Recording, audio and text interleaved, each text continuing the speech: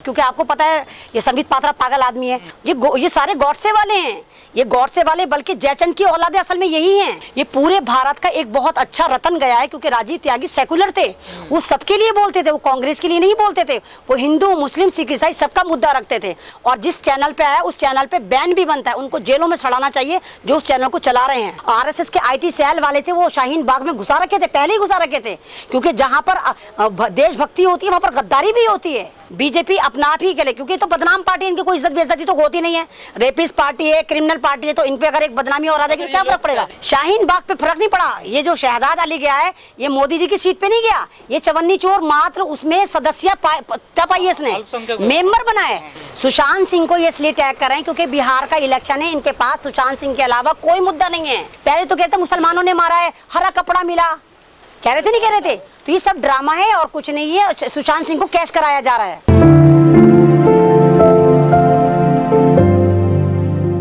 राजीव त्यागी की जो मौत है वो एक pre plan media mob lynching थी।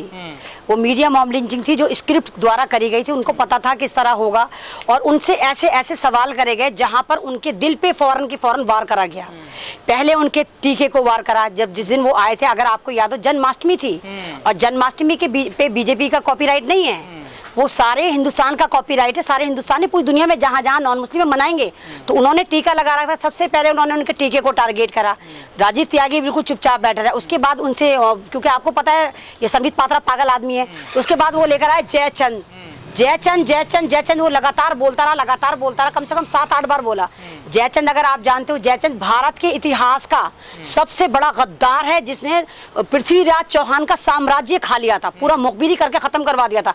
अब अगर आप किसी देश के प्रेमी को गद्दार कहेंगे और जयचंद से मिलेंगे, क्या होगा? दिल पे असर होगा। मुझे भी होगा। अगर आप मुझे कहें कि मैं गॉड से हूँ तो मैं भी फील करूंगी, शायद मैं भी टपक से हो जाऊँ। तो उन्होंने उस बात को दिल पे लिया। उसके बाद वो वहीं पर उनकी तबीयत खराब होनी शुरू हो गई। और किस तरह का ये स्ट्रीम मीडिया है, वो उनको इंस्टिगेट नहीं कर रहा था पात्रा को कि तू बोल क्या रहा है। भाई पैनलिस्ट थे बेशक राजीव त्यागी। संबित पात्रा कह रहे हैं कि मुझे तो बहुत दुख हुआ जब मैंने सुना, तो बहुत दुख जाहिर कर रहे हैं संबित पात्रा। दुख होता तो वो गोबर पात्रा नहीं, बल्कि उसको आप कहिए गॉड से पात्रा से सवाल करता।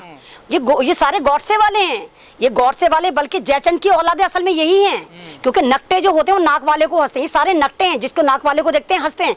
तो ये सारे के सारे गद्दार हैं, ये सारे के सारे ब्रिटिश गद्दार हैं। इसलिए जब किसी देशभक्त को देखते हैं ना, तो ये चिल्लाने लगते हैं, देखो गद्दार आया, गद्दार आया, गद्दार आया। मेन ये गद्दार हैं और इस पे कार्रवाई होनी चाहिए। कांग्रेस को कार्रवाई करनी चाहिए थी, जो कि शायद नहीं करी कांग्रेस ने।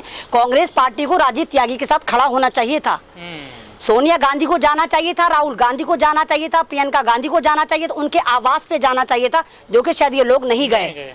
तो ये जाना चाहिए था, क्योंकि वो कांग्रेस के थे और कांग्रेस पार्टी का ही नहीं, ये पूरे भारत का एक बहुत अच्छा रतन गया है, क्योंकि राजीव त्यागी सेकुलर थे। तो ये एक मीडिया मॉब लिंचिंग है और इस तरह की मीडिया पर पाबंदी लगनी चाहिए, बैन लगना चाहिए। किस तरह के स्ट्रीम मीडिया है जिन्होंने पूरी दुनिया में भारत को बदनाम कर रखा है। ये तो ऐसी डिबेट तो होती रहती है, ऐसी डिबेट होती रहती है, लेकिन ऐसी मौत पहली बार हुई, ऐसा कत्ल पहली बार हुआ, मॉब लिंचिंग पहली बार हुई कि आपने स्टूडियो में देखा किसी को मरते हुए, आधा घंटे बाद वो बंदा मर गया स्टूडियो से निकलकर। तो ये मॉब लिंचिंग पहली बार हुई। डिबेट बेशक 6 साल से चल रही होगी। तो अगर किसी का मर्डर हुआ है तो उस पर FIR भी बनती है। डिबेटों में देखा गया है कई बार तो हाथापाई भी हुई है डिबेटों में। तो फिर डिबेट है कि दंगल चल रहा है कि वहाँ पर कुश्ती वो चल रहा है, फिर आप उसको स्ट्रीम मीडिया कैसे कह रहे हैं? फिर तो आप यूट्यूबर ही संभाल लो ना चैनल जाकर। ऐसे डिबेटों पर बैन होना चाहिए तो ज्यादातर चैनल तो बंद ही हो जाएंगे फिर ऐसे तो। स्ट्रीम मीडिया का मतलब होता है जो पूरे भारत को, भारत की कम्युनिटी को, भारत की आबादी को, भारत के लोगों को, उनकी सोच को, उनके ट्रेडिशन को, उनके कस्टम को सारी दुनिया में सर्कुलेट करे। ये नहीं कि आप सिर्फ लड़ाइयाँ दिखाएं, शीशे फेंक रहे हैं, तेरी बहन की, तेरी माँ की गालियां दे रहे हैं। वो नहीं होता कि अगर कोई बीजेपी का आता है तो आप वॉल्यूम ऊपर कर देते हैं, दूसरा कोई पैनलिस्ट आता है आप आवाज भी बंद कर देते हैं। तो इस तरह नहीं चलता। कितने दिन चलेंगे, कितने दिन रहेगी बीजेपी सरकार? क्योंकि अगर रात आई है दिन भी आएगा और दिन आए तो रात भी आएगा। आप जाएंगे कभी तो जाएंगे। तो उसके बाद सोचे फिर स्ट्रीम मीडिया का क्या हाल होगा, क्या हाल होगा इनका चैनल्स वालों का, क्या हाल होगा इन 16 आतंकवादी एंकरों का। भाई देखिए शाहीन बाग जो था, शाहीन बाग को ये आप भी जानते हैं, शाहीन बाग जो था, जितने भी शाहीन बाग थे उनको सारे लेडीज लीड कर रही थी। मैं भी लीड नहीं कर रही थी, मैं सोशल एक्टिविस्ट हूँ, हालांकि फिर मैं नहीं लीड कर रही थी। 350 प्रोटेस्ट चल रहे थे जिनको लेडीज लीड कर रही थी, कोई लीडर नहीं था, औरतें चला रही थी। अब बीजेपी में, कांग्रेस में, समाजवादी में रोजाना हजारों लोग घुसते हैं, क्या उसकी कोई इन्फॉर्मेशन आती है मीडिया पे? रोजाना चवन्नी चोर आते हैं।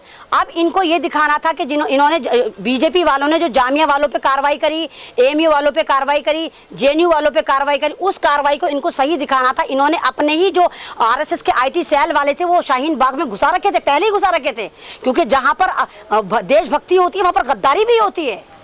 तो ये गद्दार पहले ही से थे। अगर आप 26 जनवरी पे देखिए 5 लाख लोग जो थे झंडा फहराने में शामिल थे, उनमें 700-800 बीजेपी वाले भी रहे होंगे, आरएसएस के दलाल भी रहे होंगे। अब इन्हें शाहीन बाग को दिखाने के लिए, देखो शाहीन बाग जो था ये चला रहा था शहजाद अली। क्या आपने शहजाद अली का नाम सुना? मैंने नहीं सुना। शहजाद अली कह रहा कि हम लोगों को गुमराह किया गया था। तो मैं कह दूं, मैं कह दूं, मैं अमेरिका का प्रोटेस्ट मैं लीड कर रही थी, 45 शहरों में मैंने कर्फ्यू लगा दिया। क्या अहमद रिजवी लीड कर रही थी? कहने में कुछ फंडिंग कर रहा था हम लोगों को। इनको अगर अव्वल इनको कोई फंडिंग नहीं करा था। शाहीन बाग को नफरत के लिए दिखाने के लिए कि शाहीन बाग को पैसे में बिठाया गया था बीजेपी अपना आप ही के लिए, क्योंकि तो बदनाम पार्टी, इनकी कोई इज्जत बेइज्जती तो होती नहीं है। रेपिस्ट पार्टी है, क्रिमिनल पार्टी है, तो इन पे अगर एक बदनामी और आ जाएगी क्या फर्क पड़ेगा? शाहीन बाग पे फर्क नहीं पड़ा। ये जो शहजाद अली गया है ये मोदी जी की सीट पे नहीं गया, ये चवन्नी चोर मात्र उसमें सदस्य तब आई इसने मेंबर बना है। तो इसको सिर्फ इसको हाईलाइट करने के लिए, शाहीन बाग को बदनाम करने के लिए, देखो शाहीन बाग का जो प्रोटेस्ट था वो शहजाद अली चला रहा था। और मैंने कहा था 4 दिन पहले, मैंने बाइट में बोला था अभी ऐसे ऐसे ईमान फरोज चवन्नी चोर आएंगे, और अभी एक तबस्सुम नाम की तबस्सुम हुसैन गई है, अभी बहुत सारे लोग और आएंगे और जुड़ेंगे जो शाहीन बाग को कहेंगे कि हम लीड कर रहे थे। और ये आप भी जानते हैं कि शाहीन बाग को कोई लीड नहीं कर रहा था, शाहीन बाग को सब लीड कर रहे थे। वहां दलित भी थे, मुसलमान भी थे, ईसाई भी थे, आदिवासी भी थे, सरदार भी थे, शाहीन बाग को सब साथ लेकर चल रहे थे। और सुशांत सिंह की जो मौत हुई या खुदकुशी हुई या कत्ल हुआ, जो भी हुआ वो महाराष्ट्र में हुआ, और महाराष्ट्र से बीजेपी का 3 का आंकड़ा है। ये बार बार वहां सरकार गिराने की कोशिश करते हैं और नाकाम होते हैं।